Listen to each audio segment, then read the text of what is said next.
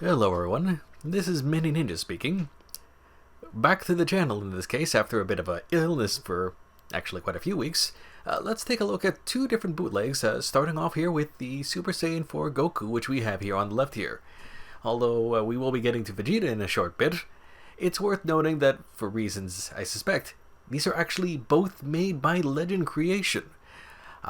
Before I get to the details of that, let's take a quick look at the bootleg as well as an official box to see that there are a number of alterations that have been made, namely removing as much of the copyright information as physically possible, including some very bad photoshopping to get rid of the Funimation and warning logos on the leg there. As you can see, the rest of the box has its usual standard, getting rid of all the branded stuff, all its normal warning stuff, and, well, even the cardboard behind Goku there was the wrong color, worth noting. Removing it from the box, there is some weird jank going on from the get-go. Suffice to say here, if we take a look at the height, which is, pardon the angle here, but it's just a little shy of 6.5 inches tall, Goku has some very interesting posture going on, don't you think? Suffice to say, the reason for that and how it was in the package, there's some issues going on with the articulation right out of the box. Namely, it's not entirely functional. Moving the head here, it's actually quite a bit on the loose side, to be totally honest with you, on the neck peg there. The shoulders just plain don't work, and the legs, as you can see, are incredibly loose and wobbly. What I mean by the shoulders not working is, despite the fact that the figure does have the movement for articulation for the butterfly joints, they're just not moving. The reason, which will become readily apparent as we go later on, is I think the shoulders have been incorrectly assembled. In terms of the biceps, they work a bit but are incredibly snug. Basically, you're thinking Bardock and Jiren level snugness, so they basically don't move much. Elbows are okay, but they're the wrong joints, as are the shoulder joints for that matter. And of course, the shoulder on the other side doesn't work, just for the record. But yeah, I'm 90% sure this figure has been incorrectly assembled right out of the box here. Now, in terms of the upper torso, technically, yes, it does work, but it is a bit on the loose side, to say the very least. Hips, incredibly snug. Doesn't work particularly well, or I should say waist joint. The hips, those are not... They're technically the 3.0 style, but they're not official joints, I can tell you that much. And as you can see, much like the official toy, it doesn't have much movement in the back, although in the front movement is perfectly alright. Now in terms of the knees, it's technically functional, but you can tell the joints are technically wrong. The toe joints, not only are they bad, that's the wrong shoe. That's a repainted normal Goku shoe there. And the actual ankle joints themselves are wrong, because they should be a much larger kind of non-standard joint. The Super Saiyan 4 figure actually has a lot of different joint mechanisms than all the previous figures up to that point, because they were more generous due to the overall size. However, this one, they're using all sorts of wrong joints. They're basically recycled 2.0 for the elbows, the shoulders, the ankles. Not so much the knees and the hips. Those ones are slightly different and more unique, but they're not necessarily correct either. We're actually going to bring out the real Super Saiyan 4 figure to help with the comparison points here, that kind of emphasize just how, well, technically the new bootleg is functional. It's still quite a bit off in terms of how it actually handles the various joints. Namely, the joints are chunkier on the bootleg in a lot of different ways, or just outright wrong. Much like the shoes, just a reminder of how that kind of should look like, as opposed to what we got on the bootleg. As you can kind of see, it just doesn't work.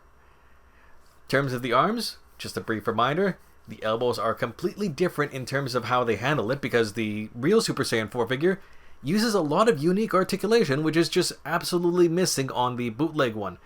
So the shoulders and the elbows are completely off. The knees, well, a reasonable attempt to recreate it, they're just much chunkier than they should be. And, well, don't get me started on the 3.0 hip attempt. As you can see, yeah, that's a difference of night and day there. Technically functional, but not particularly well handled, though.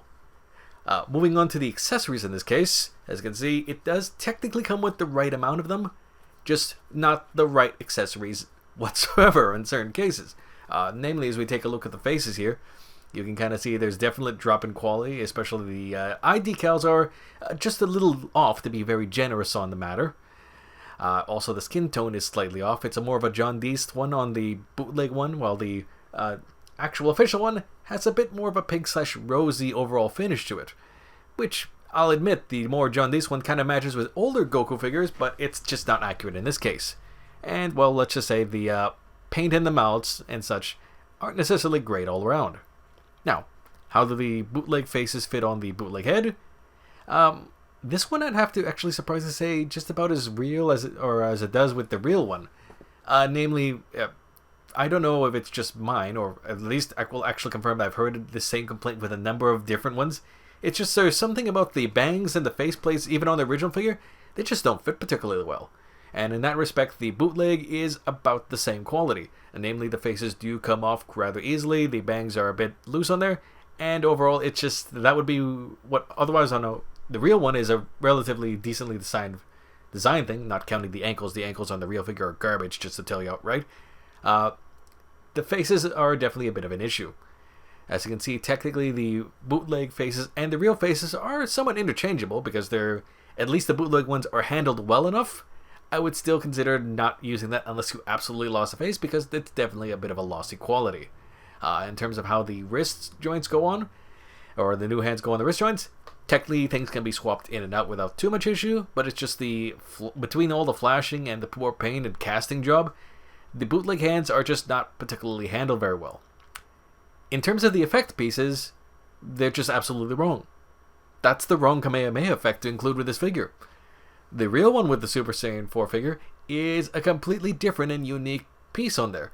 That the ball shape is smaller and completely different handle, and the actual beam effects are much chunkier beasts compared to what the bootleg one for here provides. Now, how well does the bootleg one assemble? Poorly. I had to force most of these in, and the other ones just completely fall out. They won't stick in no matter what you do. So yeah, because this is actually a bootleg breakdown, I might have neglected to say it up front, let's take this thing apart and take a look at the pieces. Starting off with the head. Technically, the bangs there on the side are reasonable enough, although it's worth mentioning that the ones in the back there are not supposed to be skin tone, they're supposed to be black. In terms of the upper torso, it's technically functional. You can kind of see the butterfly joints do indeed work if you were to have them correctly assembled, which as it turns out was not the case. In terms of the lower torso though, it is one solid chunk, which is, as you can imagine, completely wrong. Also, once you get the butterfly joints assembled correctly, because they were indeed put in backwards, the butterfly joints with the pieces in them will indeed work just fine, although God help you in keeping those shoulders in place, because the shoulders are the wrong joint for the overall figure. Once again, the real ones are unique bits that also are bigger and longer. So yeah, that's not how that's supposed to look. It's supposed to be a much different one that even has fur sculpting.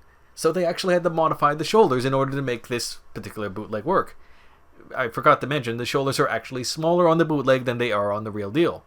And unfortunately, the articulation and the plastic is much cheaper quality. I'm sorry to say that even though it had gone pretty far, once I tried to pull them apart, one of the arms did break, because it turns out the plastic was just barely holding on. In terms of the wrist joints, those are reasonable enough. Hips, yeah, now that I get a better look at it, the hips are not particularly built very well.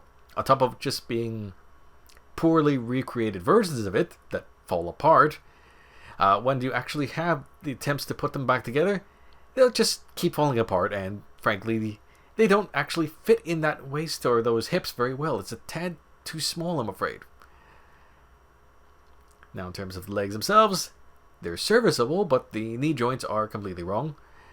It's definitely too chunky for what that should be. And, oh, I forgot to mention the kneecaps do come off, and they do pop back on easily enough, but it is still a bit of a pain how they pop off now. The ankles and the feet are just completely wrong. That is absolutely not how the ankle joint is supposed to look. It's supposed to be a much different individual joint, and the feet are completely off, as I mentioned earlier. Now, as you can kind of guess, I'm rather lukewarm on this particular bootleg. I would probably advise, for a few more bucks, especially with the re-releases, just get the official one. This nonsense just doesn't work particularly well, and I can't recommend it at all. But enough of that for now. I'll be catching you guys next time with the Vegeta of the set.